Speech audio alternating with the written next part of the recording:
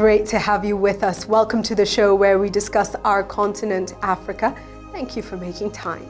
We have a great show for you this week. We host the richest Black woman in the world. Nigerian Folorunsho Alakija shares her journey to success. We get your views on the issues as well. And as always, we have Africa's top 10. You're watching the Africa Leadership Dialogues. I am Julie Gichuru.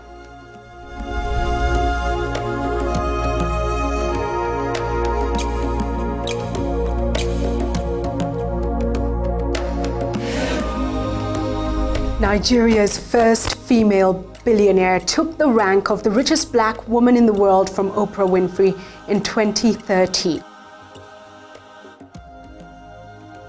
According to Pan-African magazine Ventures Africa, Folorunsho Alakija is worth an estimated $7.3 billion, while Forbes Africa puts her net worth at $2.5 billion. Whatever the exact figure this is, no mean feat for a woman who started her career as a secretary at a bank in the 1970s. After working her way up the ranks into management, Folorunsho moved into the fashion world with the launch of her label Supreme Stitches. Folorunsho then invested heavily in the printing industry and is the group managing director of the Rose of Sharon Group, which includes Rose of Sharon Prints and Promotions and Digital Reality Prints Limited.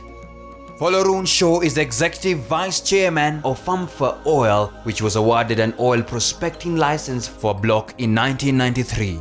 This grew into OML 172, one of Nigeria's most prolific oil blocks.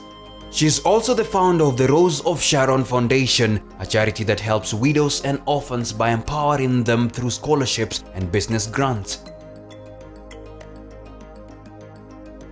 At the Women Inspiration and Enterprise Symposium in Lagos, Nigeria, I spoke to Folorunsho about her journey to success. Let's see what she had to say. When I read your profile for Folorunsho, what was most, what stood out, what was most prominent was your reference to faith and family. And so ladies, how about we start there? Who is Folorunsho? What do you believe in and what drives you? Praise the Lord. That tells you who I believe in and what I believe in and what makes me tick. Folorunsho Alakija is a grandmother, a mother, and a wife. And I'm proud to be able to say those three things. That one has been able to work hard at it to be able to get to this point. It hasn't been through what I've been able to achieve, what I have done, but what the Lord has done with me, through me, and in me to get to this point, and I give him praise. I'd also like to say that it's taken almost 63 years to get to this point. And I believe that the Lord has been working quietly, slowly, but surely, right from my formative years to this stage. I come from a family of 52 children, from one father, 8 wives. There are 46 of us left in the world right now. And I come from a Muslim background. I later became born again at the age of 40. So I've known the Lord now for almost 23 years. When I mentioned 23 years, that reminds me that it also took me 23 years to be able to say one has been able to accomplish something in the oil industry, because that started from 1991, believe it or not. So I'd hate to burst your bubble to say that getting to this point didn't happen overnight. So it's taken me that long to be able to get to this point. I went to school abroad at the age of 7, came back to Nigeria, went back again later on as a teenager, And I went to study the secretarial course because my father didn't believe in spending too much money on women, on girls, on the female gender. He changed that before he died, years before he died. But I had to go through that. The secretarial course wasn't my choice for a career. The law degree would have been was my preference, actually. But that wasn't meant to be. I believe that wasn't meant to be for various reasons known to God, and which we can all see now as I went from one step to the other to the glory of God. So I went to study the secretarial course, came back, set up, started working as a secretary. And then I went into a bank to carry on my work as a secretary, my profession as a secretary, after working for a private individual. Working in the bank, in the corporate world, for almost 12 years prepared me for the administration that I put into running my various businesses today. So that in itself was preparation. And we'll continue with that as you give us your journey, but just really important then to note that everything that you do go through is a learning process. It's a learning process. So then fashion. So let's talk about the transformation. And you know, we talk about seasons in our lives and moments when we know it's time to take the next step. What was that moment for you? What inspired me to go into fashion when I was leaving the banking industry was the fact that I knew that I had creative talents.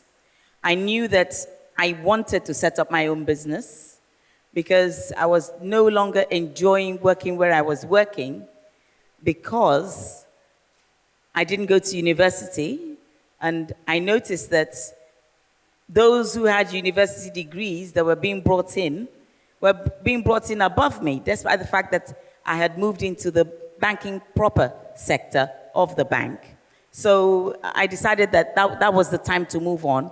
I resigned, although the managing director at the time refused to accept my resignation for 3 days. And I told him I was going to come back with the same letter after 3 days. So he was forced to let me go.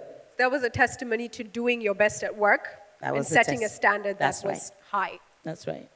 So that's how I got into fashion. I didn't just go into it with my eyes closed. I decided, because my motto is whatever is worth doing at all is worth doing well, I decided to go back to England. That was the third time to now go and study fashion design and do it properly. So when I came back from doing that, I then set up my fashion label, which was then called Supreme Stitches. And the rest is history. Do you relate to the challenges faced by people in the fashion industry today? And before we move on to your step out of fashion, what advice would you have for them having been there? The advice that I would have for them, even before they go into it at all, is to be sure that they're going to enjoy what they've chosen as a career. Because it can be quite intimidating, it can be very, very challenging.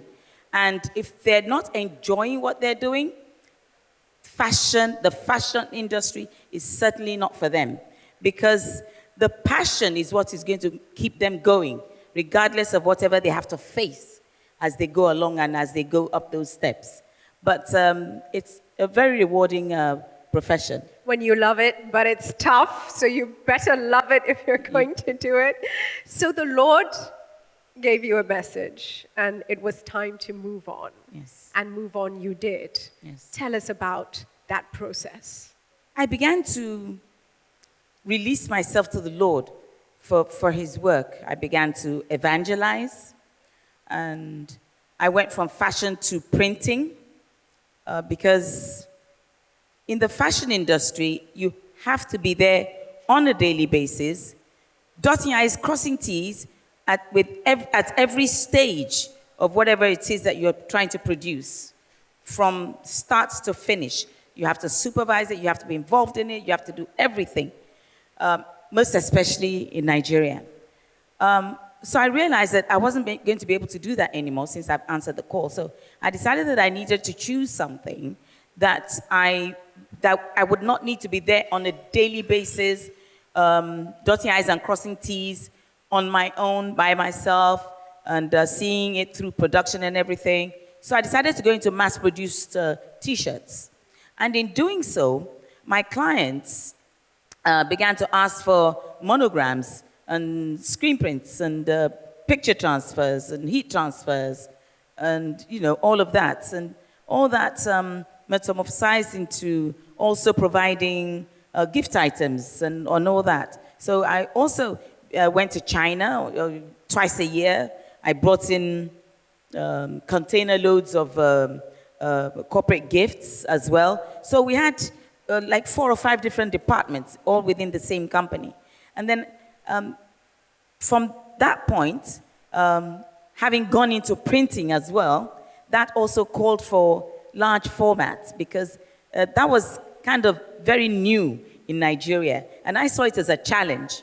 And I believe that up till now, I'm still the only female that's in that industry. So I went into the printing industry.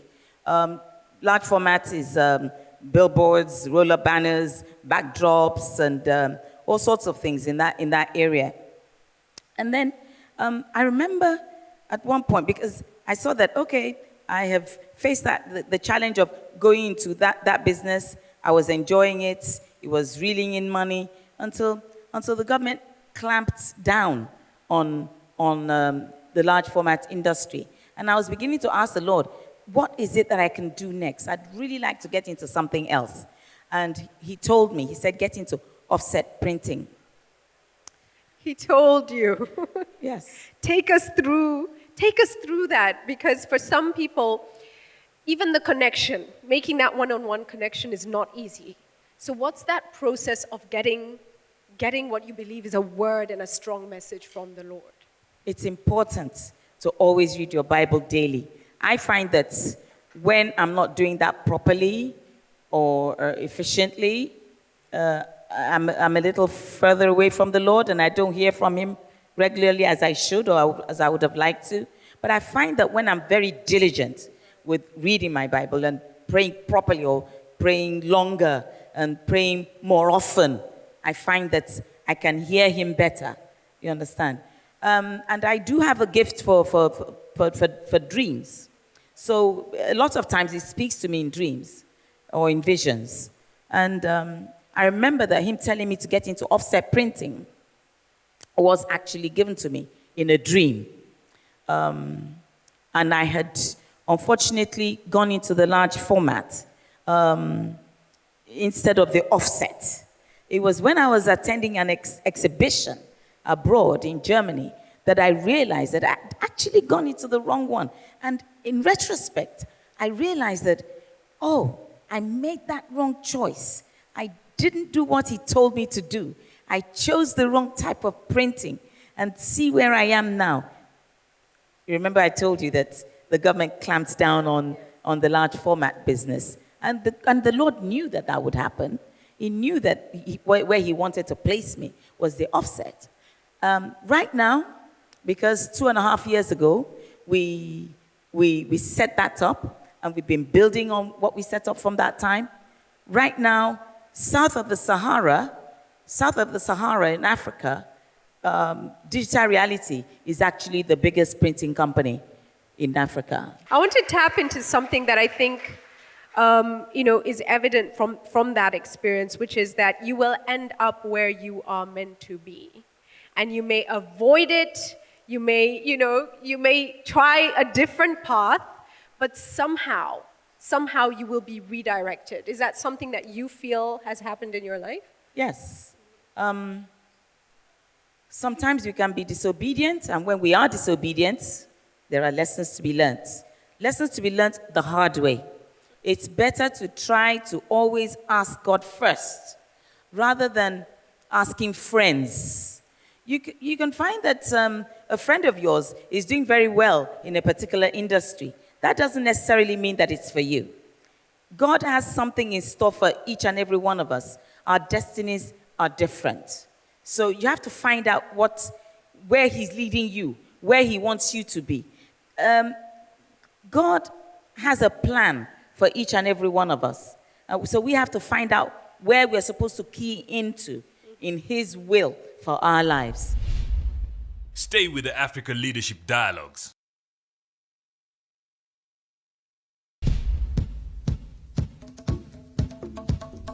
Let's continue to talk about the journey. But I want to focus, before we go to the oil and before we go to the detail of capacity building and scaling up, which is so important to so many people.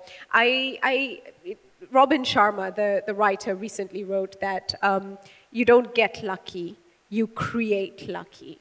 So just going by the experiences you've had in your life, how would you advise entrepreneurs on the African continent to create lucky? You create lucky by working extremely hard. You create lucky by going the extra mile, especially women. It's easy for the men to just do something effortlessly and, they get recognition for it. But for women to be able to get recognized, you have to put in triple effort into what the men are putting in. It's only then that you get noticed. Just because there are so many odds against women. Just because the world believes that the woman is supposed to be in the kitchen or just to be rearing children. Forgetting that in this world, men and women are created equally in so many different ways. Is it intelligence? It's not that he makes men more intelligent than women. Yes, they are stronger physically, but when it comes to strength in our inner man, you find that women are even stronger than the men. And you find that it's the women that encourage them. And you hear that behind every successful man, there's a woman. Am I right? You better believe it, because it is true.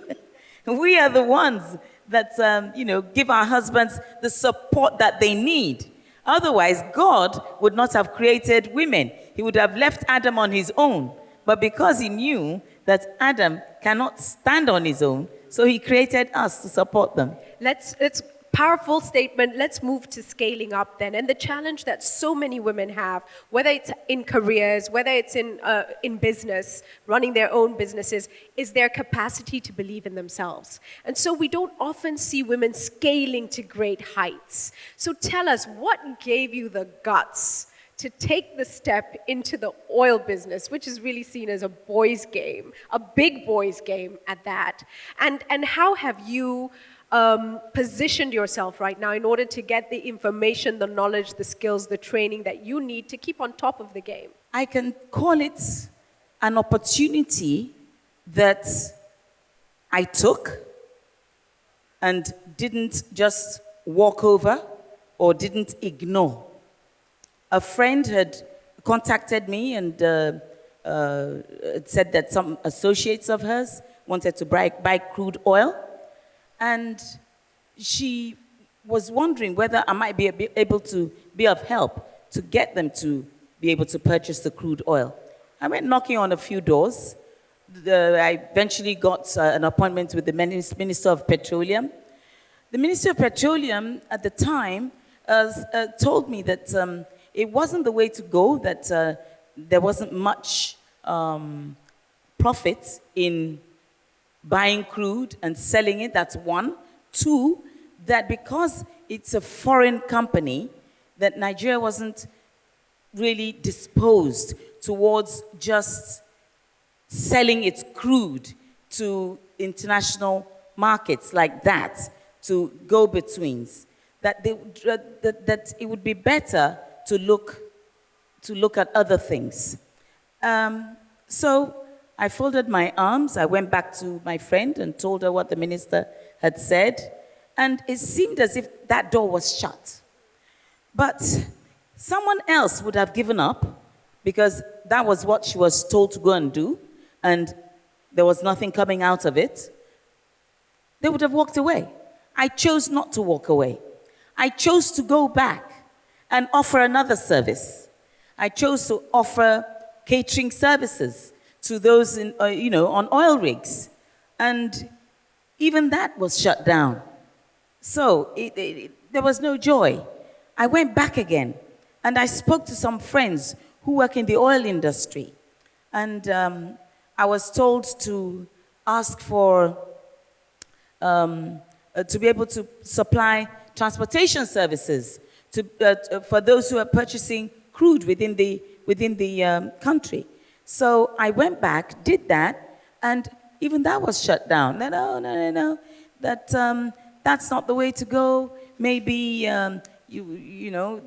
because the industry was going to be connecting pipelines rather than using trailers and lorries to transport the crude. So it seemed as if that door was shut again. Three times. That was three times. Yes. I didn't give up. I knew that this is a door that I should find a way to get something out of it. If I had been given a contract to supply something, I would have been satisfied, because that's something a little more than making clothes, than making a little profit from doing a fashion line or, whatever. At that time, everybody knew that anything in the oil industry would give you an edge. So I decided that I still was not going to give up. And then the last time I went to see the minister, before that minister was changed, he then said to me that, okay, you've come with all these ideas, but you know what this government wants? This government wants Nigerians to be involved in Nigeria's exploration and production. That so far up till then, that it has been multinationals that had been taking advantage, reaping the benefits. That had been taking advantage of the oil industry in Nigeria. So they want Nigerians to begin to do that. So I felt, okay, I guess this is saying, this is not for the likes of you. Enough. There's no point coming back. I went back with drooped shoulders. But then, because I'm not one to take no for an answer, because I love to take challenges and, go the extra mile and try to see to its logical conclusion, I decided to do a lot of homework. So I began to ask questions. I began to make calls. I began to send emails. I began to knock on doors. And in the end, after a long time, I was able to get technical partners. And those with that, we were able to apply for an oil block. And in between the application and eventually getting the license, a lot had happened. Ministers had changed 3 times. So each time the minister changed, went back to the bottom of the ladder and applied again, started all over. I didn't give up. Kept on at it. What was the duration of this whole process? 3 years. Okay. Started from January 1991 till the end of 1993. So I didn't give up, kept going, kept praying, became a born-again Christian in between. Yes, that was when I knew the Lord, when I was 40. And I decided to enter into covenant with God, that if He would bless me, that I would serve Him all the days of my life. And that's what I've been doing. The license eventually came at the end of 3 years, but it was the one for the block that nobody wanted. Wow. Nobody wanted that block. He puts you where He wants you to. You could have been doing catering right now for the oil rigs, but He puts you where He wants you to be. And even when you imagine that there's no profit or reward, He could give you that reward. I think what's most incredible perhaps for us is the lesson in determination, resilience, and a little bit of audacity, ladies. We need a little bit of audacity. I want to take a few questions. You have a group of really strong friends. Because I know as women in business, sometimes it does get a bit uncomfortable, or we get a bit, down. As you said, your shoulders were drooped. And all those times you went back, I'm just wondering, apart from, we know that the Lord, is your strength, but what other support network did you have? Thank you. Thank you for that. Networks. I had the support of my husband. My husband was solidly behind me. There were many times that I would go back home crying, and he would say, "Oh, enough of that. After all, we're not starving. After all, we are comfortable. So why cry?" I had his support financially. I had his support morally. I had his full backing. But how could I have had that? I give glory to God that I had a settled home. I had a balanced relationship with my husband and with my children. And that could help me to dare. Wow, that helped to their family. The foundations of family and faith have been central. We haven't discussed philanthropy, so let's do that. You passionately give back, and I think Rose of Sharon is a major contributor, particularly when it comes to assisting orphans and widows. What kind of transformation do you want to be part of? What legacy would you like to leave? The legacy I'd like to leave is one of having made a difference in the lives of many, most especially in the lives of women generally, and in the lives of those who cannot even put food on the table for their children, especially the widows and orphans whom God has called me to visit. And that is what I'm doing through the assistance and support of trustees of the foundation who give up their time and their energy to give us support in the foundation, to put smiles on the faces of these women and these orphans and their children.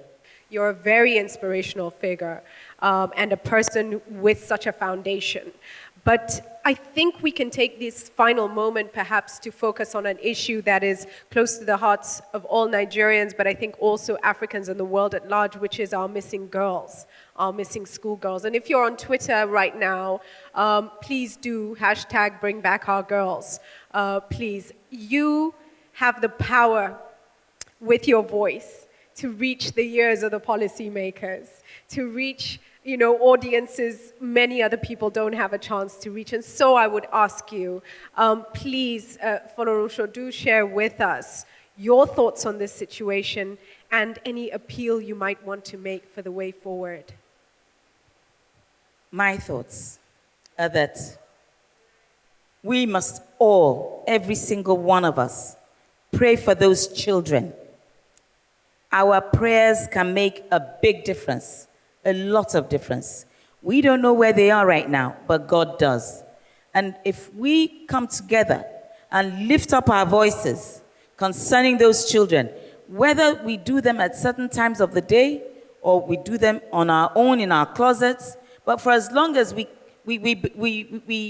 agree to pray for them, we can make that shift. We can touch the souls and spirits and hearts of those human beings who have kept them, or who are keeping them, or who have caused this sad event to happen. That maybe God, somewhere along the line, will touch their hearts to release these children. Thank you so much. And finally, what is your hope, your dream, and your vision for Africa? My vision for Africa is that because Africa is so blessed with material and natural resources, so blessed with 50% of its population being women, so blessed with our land, because we have 60% of our land lying fallow. My vision for Africa is that we use what we have to get what we need. And that is to make use of all those things that God has blessed us with and use them properly so that God can help us to take Africa to the next level. It is our turn, and our turn is now. Amen. Thank you so much. Stay with the Africa Leadership Dialogues.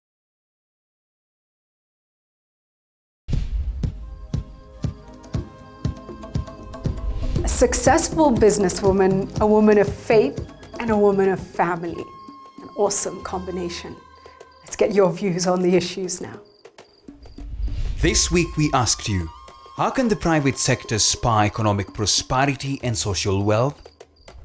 Peter Musao says, by being more innovative and transformative, also more corporate social initiatives will come in handy.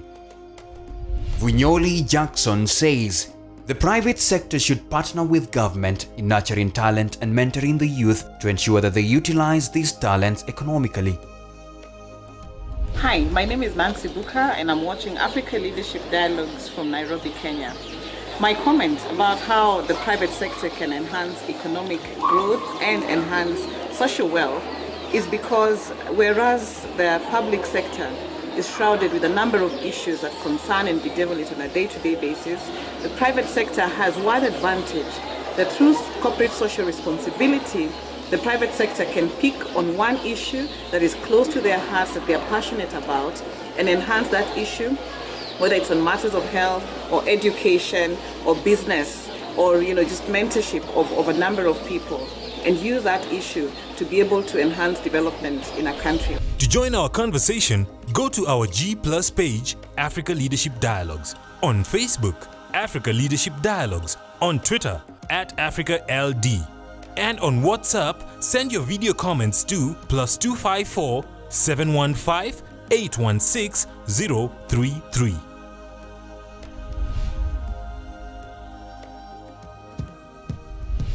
And now, time for Africa's Top 10.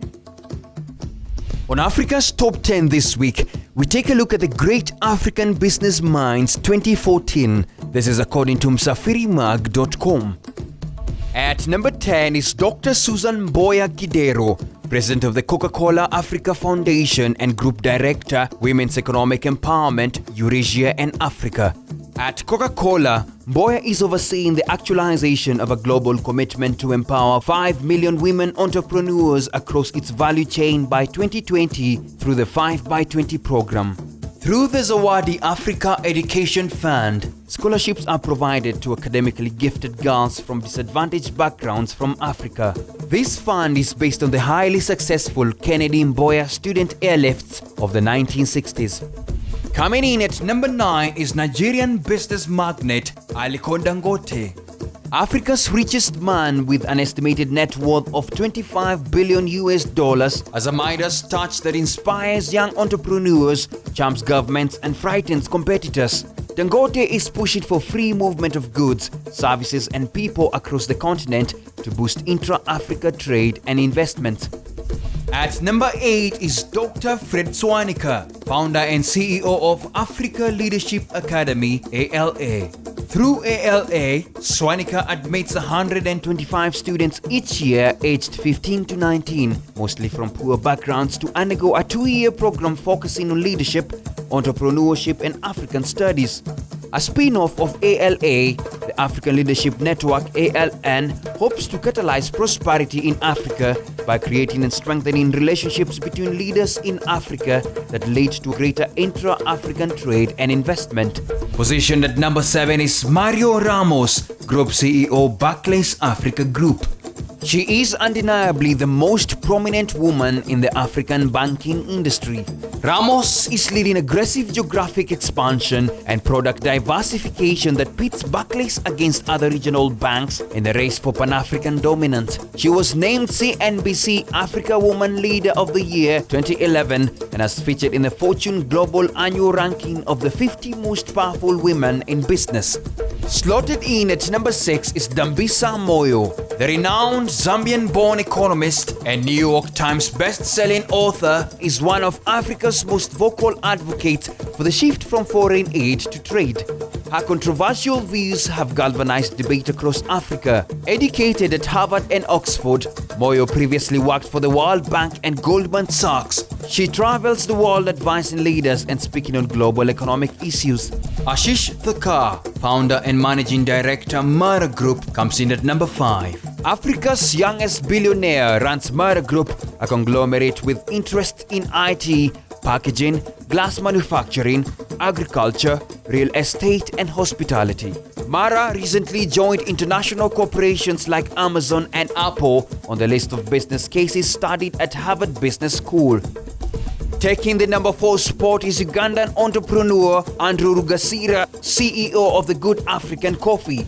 A decade ago, Andrew Rugasira's dream was to become the first African to collect, roast, market and sell quality coffee direct to British supermarkets. He achieved this in 2005 when Waitrose became the first UK chain to list good African roast and ground coffees. Rugasira works with 14,000 coffee farmers in Uganda to produce and process good African coffee sold in Europe, Africa and the US. He advocates trade, not aid, as means to sustainable growth and prosperity. CEO of Iroko Partners, Jason Njoku, comes in at number 3. Njoku is on a mission to disrupt the chaotic and illegal distribution of entertainment content in Africa. Iroko Partners is today the world's largest online distributor of African entertainment, with subsidiaries in music and film and offices in Nigeria, South Africa, London and New York. It has raised a total of $21 million from US-based fund Tiger Global, Swedish investment company Kinnevik, and a third unspecified investor, no mean feat for a man whose first job was selling fruit and vegetables at a market in London. At number 2 is Tony Elumelu, chairman Ayers Holdings. Ayers Holdings has committed $2.5 billion to drive investments throughout Africa with interest in financial services, energy, real estate, agribusiness and healthcare sectors. Elumelu coined the word Africa capitalism, a philosophy claiming that the African private sector has the power to transform the continent through long-term investments, creating both economic prosperity and social wealth. And at number 1 this week is Michael Joseph. Described as the father of mobile money, Michael Joseph knows the perfect ingredients for deploying a successful mobile money system. In a decade, Joseph transformed Safaricom from a small entity with a team of 5 to become Kenya's dominant telecommunications company, at one point controlling 80% of the market. After retiring from Safaricom, Joseph was tapped by Vodafone to oversee global rollout of its own M-Payments business. And that's Africa's Top 10 this week. We close the show this week with a quote that originates from East Africa, from Tanzania in fact, and it goes: "Make some money, but don't let money make you." Blessings to you and blessings to Africa. See you again next week.